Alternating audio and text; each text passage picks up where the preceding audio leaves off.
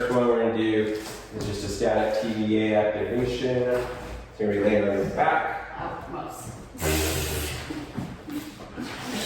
Okay. And then you're going to use your index and middle finger, find the point of your hip. Then move in about an inch or so towards your belly button. So that's your transverse abdominis. You're going to focus on pulling your belly button to your spine, bracing your core, and you should feel those muscles under your finger contract.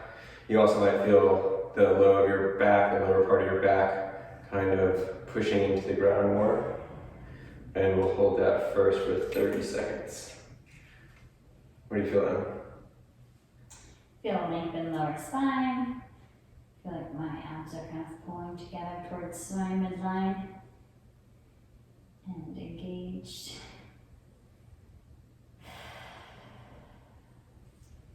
And then we can make it harder by lifting your feet up off the ground.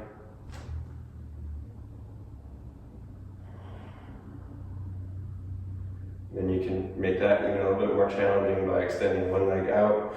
Focus on keeping your lower back flat against the ground and then bring it back in. If you feel your back popping up off the ground, either don't go to that variation or try to engage your abdominals more so it's not pulling up. 3, 2, 1. All right, next we'll go to a glute bridge, which is good for your posterior chain, glutes, hamstrings. You want to engage the core just like we did for the TVA. Press through your heels, squeezing your glutes. And we'll do anywhere from 15 to 20 reps here. You should feel that in the back of your hips, glutes, and hamstrings. You want to go nice, slow, and controlled. Try and pause 1 or 2 seconds at the top. You also might feel a nice stretch through the front of your hips, your hip flexors, and your quads. 2 more.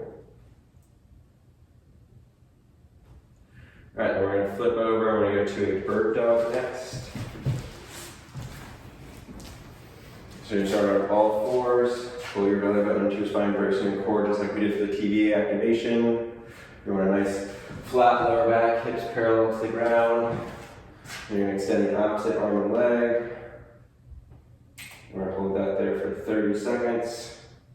So you should feel a lot in your core, your shoulder, your hips.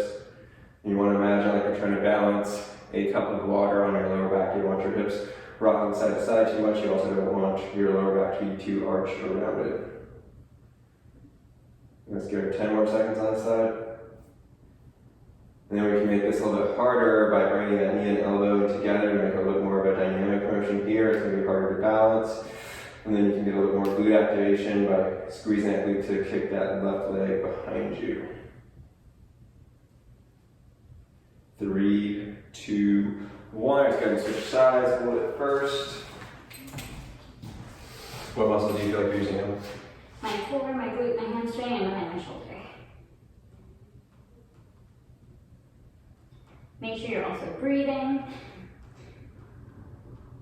and trying to relax through your neck so you're not holding a lot of tension.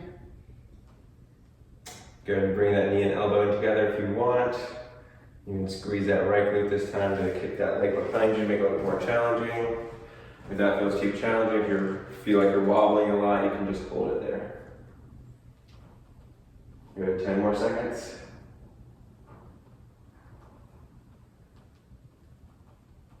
3, 2, 1. Good job. All right, then we'll go to a side plank. We'll start off the first variation from your knee and elbow. You get your shoulders, hips, knees in a straight line, and we're going to lift your hips up and forward. We'll hold it here for about 20 to 30 seconds. If that feels too easy, you can go and lift your top leg up and straighten it out, and you'll feel a lot more in the gluteus medius and the sides of your hips. So you should feel a lot in the shoulder, the obliques, and the hips as well. Let's go 10 more seconds.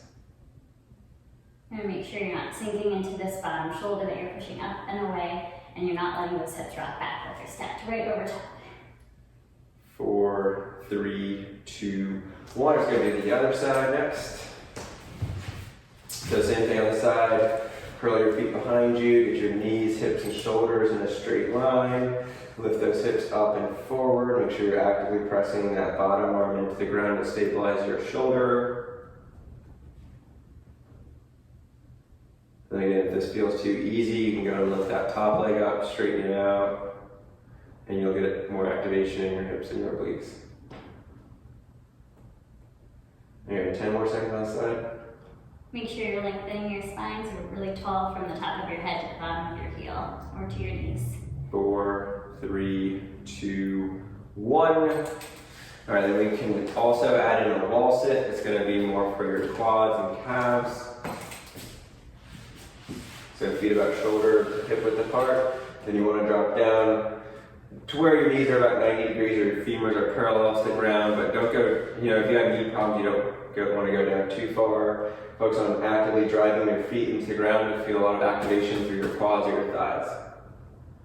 And you make this a little bit harder by lifting your heels up off the ground. And you'll feel a little bit more activation in the quads and calves there. You can make it even harder if you want by lifting one foot off the ground. Oh, good job, Emily. Thank you. So athletic. So strong. All right, go ahead and switch sides. Make sure you get your core engaged so you're not arching or splaying your ribs. 3, 2, 1. All right, we'll talk about a few different plank variations last. So the easiest plank variation, you can start out on your elbows and your knees. Same thing as the TVA activation, we want to focus on pulling that belly button into your spine, bracing the core. You want to squeeze your glutes just like we did for the glute bridge. You can make that a little bit harder if you need to by straightening your legs out, getting your knees up off the ground. Just a standard forearm elbow plank here. And again, you're going to start off anywhere from like 20 to 30 seconds based off your skill level, based off your exercise experience, and you can work up to where you're doing these for a full minute, and then go into harder variations like mountain climbers or plank taps or plank rotations. And then we can also do a straight arm plank if you want to, which is basically just holding the push-up position where your arm goes straight. Make sure your shoulders are stacked directly over your hands. You want the shoulders, hips, knees, ankles all in a nice straight line. 3, 2, 1. Good job.